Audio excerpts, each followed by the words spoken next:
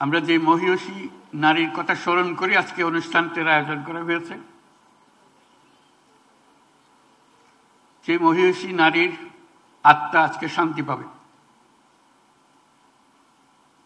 তিনি যে কল্পনা করেছিলেন, তার ইমাজিনেশনে তিনি যেই সমাজ চিন্তা করেছিলেন, আজকে যারা পুরস্কার পেল তারা সেই সমাজ নির্মাণের পাথেও আমাদেরকে দিচ্ছে। আমরা সারা জাতি তাদের উদাহরণ থেকে, তাদের পথ চলা থেকে শিক্ষা পাই এবং যে আদর্শে বেগম রোকেয়া আমাদেরকে নিয়ে যেতে চাচ্ছিলেন,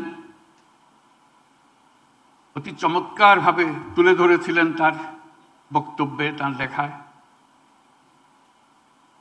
আজকে যে চারজন পুরস্কার পেলেন,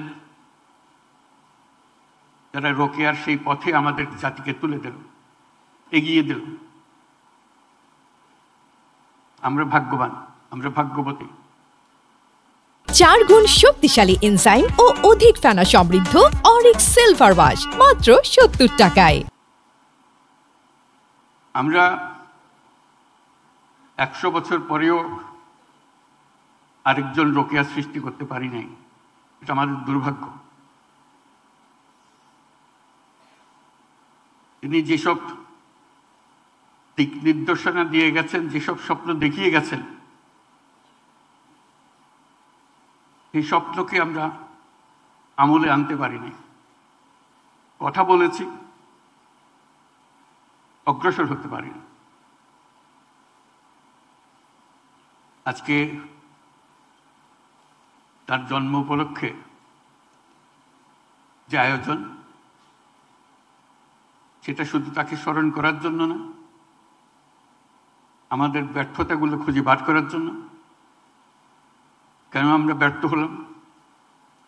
কেন এই 100 বছরেও আরো বেগম রোকেয়া আসলো না আমাদের মাঝখানে, যে আমাদেরকে পথ দেখাতো, এগিয়ে নিয়ে যেত, ধাক্কা দিত, মনে করিয়ে দিত কোন পথে আমাদের যাওয়া দরকার। 100 বছর পরে কি হলো? কত অগ্রসর হলাম?